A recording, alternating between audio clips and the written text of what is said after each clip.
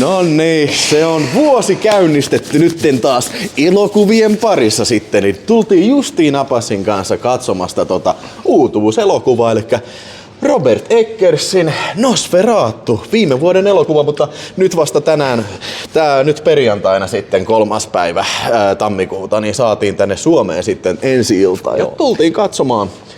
Kyllä. Elikkä kyllä, kaikkihan varmaan on kuullut Nosferatusta, eli siis legendaarinen, tiedätkö, kauhuelokuvan uranuurtaja. Tää 20-luvun FM Murnau-versio, missä näyttelee Max Schreck, ja sitten on Herzogin versio tullut silloin. Oliko ensimmäinen sarjamurhaaja-elokuva? Mä tiedän. No en mä tiedä, onko nyt varsinaisesti vampyyri-sarjamurhaaja, mutta niin, siis tosta vielä, että sehän on se, jos näin ihan väärin muistan, niin niinhän siinä on, että siis niitä piti ensin tehdä siis Draculasta, toi Nosferatu, piti tulla filmatisointi. Mä en muista, oliko se jotenkin myyty sitten ne oikeudet jo niinku tonne Amerikkaan, mutta ne ajattelin tekee vaan pieni muutoksen kuitenkin sen versio. Ja sitten oikeushan päätti silloin, että nämä pitää tuhota nämä. Joo. Nosferatun kopiot, mutta ei tuhottu. Vaan onneksi ei tehty. Niin, voisi ehkä pitää, että Nosferatu on siis sellainen kauhuelokuvan ura-uurtaja. Kyllä, se varmaan on. Sittenhän tuli tosiaan Klaus Kinski ja Werner Herzogin versio tuli silloin sitten 79 muistaakseni tuli. Mutta nyt on sitten, onhan tässä paljon muitakin Nosferatu-aiheisia filmejä. Yksi mainittu Shadow of the Vampire, joka siis on mikä kertoo siitä, miten Nosferatu-elokuvaa tehtiin. Joo, kyllä. Mutta nyt sitten, onko tämä nyt sitten 3. virallinen filmatisointi sitten tästä kyseisestä aiheesta? Eli näin nopeasti tällainen pähkinänkuoressa tämä juoni, niin sillä että on tämmönen kiinteistövälittäjä, nuori jäbä Hutton Hörtön, mikä tää nyt olikaan. Siis Thomas.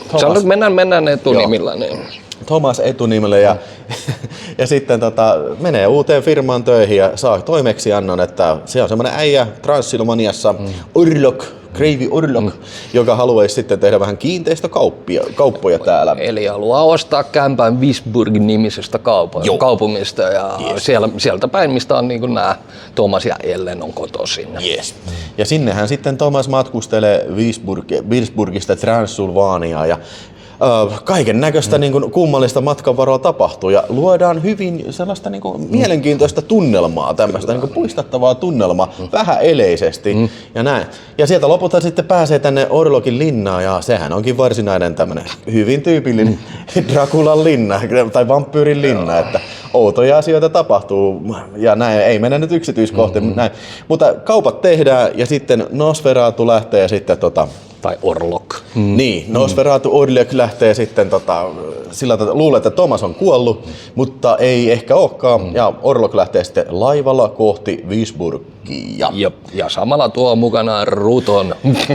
Joo, se saapuu ruttolaivalla sinne, tulee vitusti rottia sinne ja kaiken maailman outoja asioita ja groteskeja asioita alkaa tapahtua Wisburgissa. Ja samaan aikaan tää Ellen, niin oliko se Johnny Deppin? Joo. Niin, Johnny Deppin tytär on kyseessä, eli Johnny Deppin ja Vanessa Paradisin yhteinen tytär. Ja mikä se? Lily Rose Depp taisi olla, joo. Joo, eli semmoinen. Ootko sä nähnyt sitä missään filmissä? En ole nähnyt. En mäkään muista, että mä olisin nähnyt. Mutta kyllä vittu näyttelee muuten hyvin. Joo. Siis tässä ei kyllä yhtäkään huonoa semmoista näyttelysuoritusta kyllä mun silmään. Ei todellakaan osunut kyllä.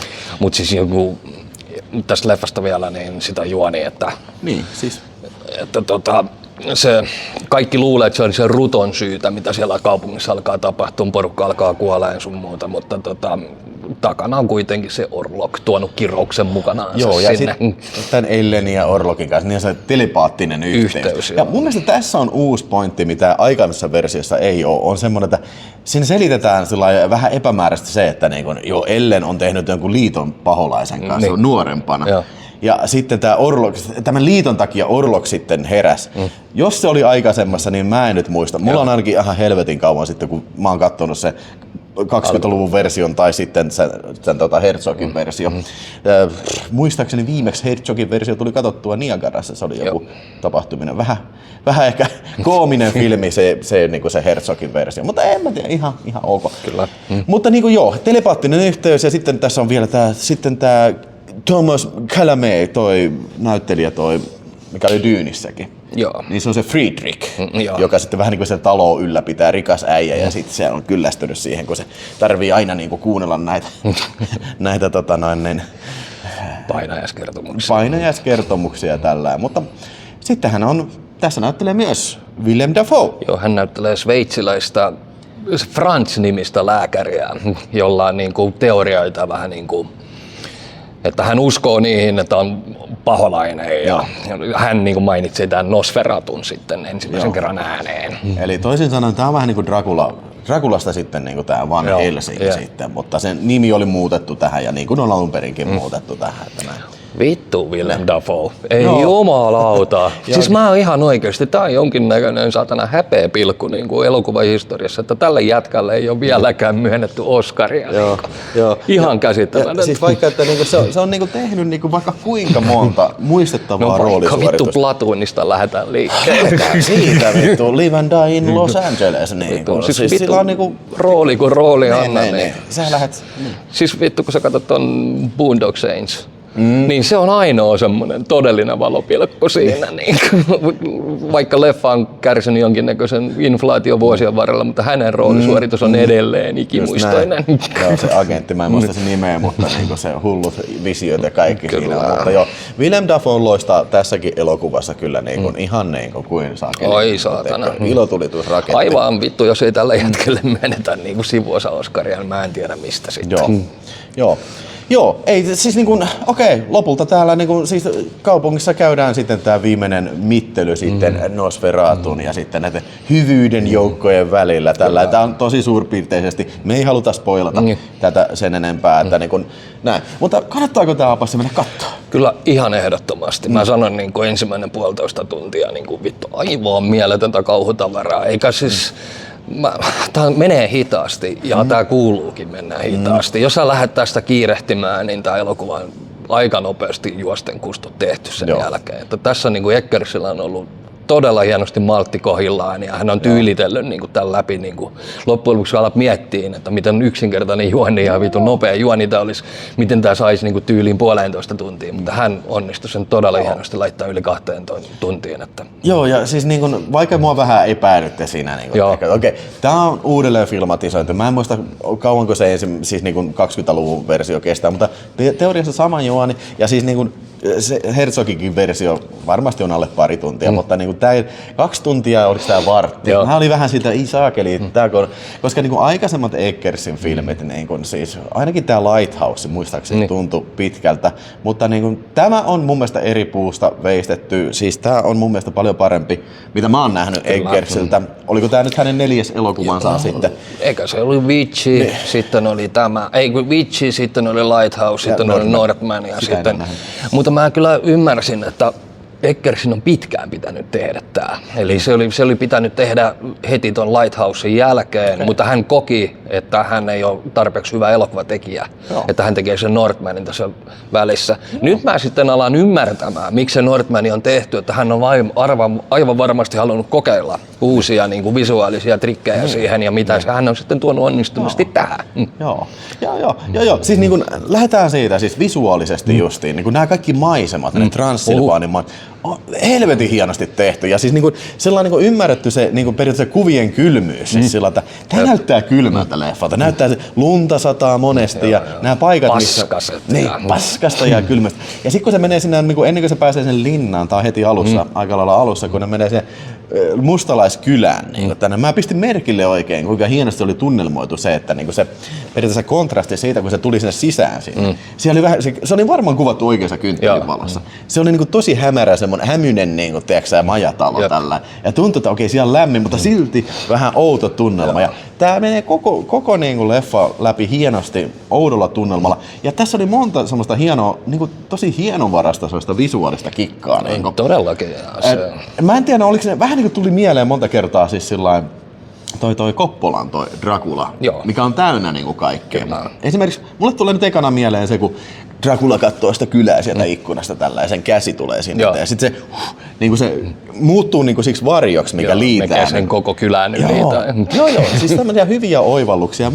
Mä luulen, että monet näistä oli sillä ihan praktikaalisesti tehty. Niinku, kyllä. Tiedätkö, että niinku joku patsas liikkuu vähäsen ja paalut liikkuu. Niin vähän tulee semmoinen niinku tämmöinen kummallinen fiilis, että joku tässä niin kuin on, jotain tässä kummallista tapahtuu tässä kuvassa, mutta et oikein osaa niin pistää sormia sitten mihin. Ja okei, visuaalisuudesta päästään varmaankin siis näyttelijäsuorituksiin. Ihan vitu hyviä. Kaikki siis mulla niinku oikeesti, mä en keksi heikota lenkkiä. Tässä on niin, mä uskoin kaiken, mitä mä näin. Ja ne johtui kyllä noista näyttelijöistä, puvustuksista, lavastuksista, maskeerauksista, ihan näistä. Kaikki yhteen isoon soppaan laittaa, niin tää on ihan niinku vittuun kova aloitus tälle vuodelle, täytyy sanoa. Niinku. Joo, siitä vielä piti sanoa, että tämä on tämmöinen Victorian se ajan filmi, että niin kaikki puhuu silleen, mä tiedän. Niin, siis se oli joku 1843, kun se vuosi oli. Niin. Yleensä tämä voi olla sille, mulle ainakin sellainen luotaan työtä, mutta tämä on ihan tylsää. Mutta niin tämä ei ollut vitun tylsää, vaan niin nimenomaan nämä suoritukset. Ja mä tykkäsin siitä, että niin näiden hahmojen välillä on selvästi niin tämmöisiä jännitteitä ja stakesejä. Okei, semmoinen asia, mikä mua pisti merkille tässä niin näissä roolisuorituksissa verrattuna aikaisempiin Nosferatuihin, oli se, että siinähän ainakin Kinskin versiossa se on niinku semmoinen tosi sairaaloinen tyyppi. Se on niinku ihan niinku paperihauras tyyppi. Mutta tässähän Nosferatu... Vittu korstoo. Se on vittu semmoinen hirveä kaappi ja niinku karjuu tällä. Sitten viikset, sillä oli kunnon pannarit. Joo, siis kunnon tämmönen niinku, tiedätkö, tämmönen Tom of Finland Nosferatu. Ja tukkakin sillä oli. Niin tukka, joo, siis se ei ollut semmoinen suippokorvainen sillä kalju. oli semmoinen hurrikaanitukka, eli siis sivusta kasvaa ja pyöritetään yleensä pään ympärillä, että näyttää, että sulla on enemmän tukka. Totta muuten joo. Mutta okei, oliko tää huono asia? Ei mun mielestä. Ei todellakaan. Mun mielestä se maskeeraus oli, mun mielestä se oli helvetin hienosti tuotu tähän päivään, tämä hahmo just niissä. Niin. Ja vähän eikä tarvinnut, tiedätkö millään hampailla kikkailla, niin kuin siis silleen, että tää riitti tälleen. Tää oli valtaosa ajasta, tää oli varjossa tää äijä. Joo, ja siis semmoinen omaperäinen niin teikki tähän Nosferatuun. Ja sitten tästä me päästään varmaan luonnollisesti, eli Bill Skarsgård, minkä näimme viime vuoden hitti-elokuvassa The Crow, josta me molemmat pidettiin tosi paljon. Joo, mutta Bill Skarsgård on kyllä niinku, kova vauhtia menossa niinku nykyajan Boris Karloffia tai sitten mikäs tää oli, Bela Lugosia, eli esittää vittu kaikkia näitä legendaarisia kauhuhahmoja. Pennywise et tunnistanut siitäkään, eikä et taatusti tunnista häntä tästä. Joo, ei siis, jos joku olisi sanonut, että toi se jätkä sama äijä, mikä oli Crowin, mä otan get the fuck. Tää ei ole Crowia nähnytkään kyllä tää filmi, tää oli eri kaliberia kyllä, että ihan varmasti jo. Joo, eipä siinä siis kyllä mä sanoisin, että tää oli, niin kuin Abassi sanoi, niin hyvä aloitus tälle vuodelle kyllä, että omaperäinen take, modernisoitu take tästä, mutta hyvällä mielellä siis modernisoitu Otto. Tässä ei ole mitään semmoista, kun olisi vituttanut. Yksi shokkikohtaus tästä löytyy. Että missä ne lapset söi siinä ja veri lensi. Niin siis se pitää mainita. Tämä on siis ihan kunnon R-rated elokuva. Että siis tässä on tissiä ja siis on alastomuutta ja on vertaroiskuu kyllä. Että tämä ei ole mikään PG-13 tai K-11 leffa. Että kyllä tämä on ihan kunnon filmi. Tässä ei ärsyttänyt mikään. Vaikka se nyt vähän siinä, näin, mutta siis me just puhuttiin tuossa silloin, että olisi helposti voinut pilata siis semmoisella övereillä CGI-efekteillä. Mä voin kuvitella, millainen tää leffa olisi, jos tää olisi joutunut väärään jätkän käsiin. Niin. Siis semmoinen just, että modernisoidaan, tehdään tästä vähän tämmönen marvelisoitu elokuva, tämä Nosferatu hyppii niin ympäri katosta seiniä tällä ja sit olisi vielä voinut loppua sillä että sankarit lähtee, nyt mennään Transilvania, mennään hoitaa ne lopukkin sieltä, siis sillä niin että tulossa Nosferatu-trilogia. Sitten joku räppi pauhaa. Joo, siis kaunis loppu tässä elokuvassa, ei spoilata, mutta kauniisti tehty loppu ja vähän eleinen loppu. Ja ainoa aurinkoinen hetki koko leffassa. Ja siinä kun tuli lopputeksti, on se Yo, Nosferatu, motherfucker. Yo, motherfucker. Mutta onneksi ei menty. Onneksi ei sentään. Kyllä mä luulen, että Eckersi varmaan oli se siinä vaiheessa. Jos joku olisi se ehdottanut, niin että ovi on tuossa. Joo. Mutta tästä varmaan voi päätellä. Siis hyvällä maalla tehty. Todella hyvällä. Aikuisille tehty kauhuelokuva. Tunnelmaikas kauhuelokuva. Ja kaikin puolin mielenkiintoinen ja visuaalisesti korjaa elokuva. Joo. Suurin mahdollinen suositus ja hyvä aloitus tälle vuodelle kyllä. Että. Multa Mä kyllä lyön tälle 4,5 tähteä. Joo. Tää oli siis ihan niinku, ei tuu äkkiseltä mieleen kuin Substance, joka pärjäs niinku. Se justi, että jos puhutaan niin kuin vuoden sisään katsotuista leffoista, niin Substance on ainoa, joka niin kuin tulee edes lähelle. Niin. Mä oon ihan samaa mieltä kyllä. Ja kyllä mäkin on mun varmasti pakko heilauttaa 4,5 tähteä. Puoli tähteä lähtee siitä, että oli liikaa katteltu manajaa. Niin, siinä on ehkä semmoinen pieni pointti, että tässä oli tämmönen vähän manaa ja vivadekin kyllä. Ei se mun mielestä huono ollut, mutta vähän ehkä kummallista. Vähän sillä irrallinen, että mutta se on varmaan sen vähän niinku tahallaan tehnyt. Niin. No siis ei se huono ollut, mutta tällaisenään kyllä sopii mulle kyllä. Ja 4,5 tähteä. Menkää ihmiset katsomaan. Todellakin, ja käykää ihan oikeasti elokuvissa. Koska nimenomaan kun sä käyt katsoa, niin tämmöisille tekijöille nämä rahat menee ja näitä tulee sitten useammin. Että. Vielä pieni tarkennus. Älkää menkö paskoja kattele. Älkää kattoko mitään Alien Romulusta eikä mitään helvetin paskaa. Saati Crow. Niin, vaikka me nyt mennään katsomaan, mutta siis tämmöisiä kannattaa tukea, tämmöisiä vähän todellakin, ja siis ihan oikeasti todella kova vuoden aloitus. Ei kyllä viime vuosi meni. Mikä se meidän vuoden aloitus oli? Fall Guy. Olisiko se ollut toi Mad Max? Tuliko Mad Max? Fall Guy tuli enemmän. Joo. Ja että kun alkaa vertaa viime vuoteen, niin kyllä tää lähti vitusti paremmin liikkeelle. Olisiko ollut sittenkin Dyyni 2? No, mä en sitä käynyt katsomaan. Joo, ei voi samana päivänä puhuakaan. Vaikka siinä muuten oli tää Thomas Chalamet oli Dyynistä tällä, mutta älkää sekoittako näitä kahta elokuvaa tällä. Kyllä. Mutta hei, me ollaan täällä nyt tässä käytävällä, tultiin kylmyyttä suojaa ja siis oikeesti tuolla Finkinissa, mikä oli hieno nähdä, se oli ihan sikana porukkaa. Joo, siellä pyörii kaiken maailman Sonic 3 ja uusi Taru Sormusta herra, joku animaatio. Rohin Fighters, joku tämmöinen. Ei ne meitä kiinnosta. Niin. Se vielä piti sanoa tuosta itse teatterikokemuksesta, niin oli muuten ihan vitun siistiä todeta se, että ei ollut yhtään mainosta, paitsi kauhuleffa mainoksia. 3 kauhuleffa mainosta tuli ennen leffaa. Siis hei oikeesti, vittu on tommonen... Tämmöisiä lisää. Lopettakaa vittu ylimääräinen mainostaminen. Jos me kerran suoratoistosta maksetaan siitä, että mainoksia ei tule, niin tehkää myös elokuvateatterille sama homma. Ja vielä yksi pointti. Oli hyvä näytös. Mun mielestä vaikka siellä ei kuulunut mitään naurua, ei mitään ääntä. Siis tuntuu, että se oli hyvä tunnelma. Vaikka oli melkein täynnä oleva sali. Että tosi hyvä. Kaikin puolin onnistunut 4,5. Yes. Lämmin suositus. Kerro, oletko sinä mennyt katsomaan Nosferatun ja aiotko mennä katsomaan? Ja jos et aio, niin menetkö katsomaan jotain Sonicia tai jotain? Pistä kommenttia tykkää.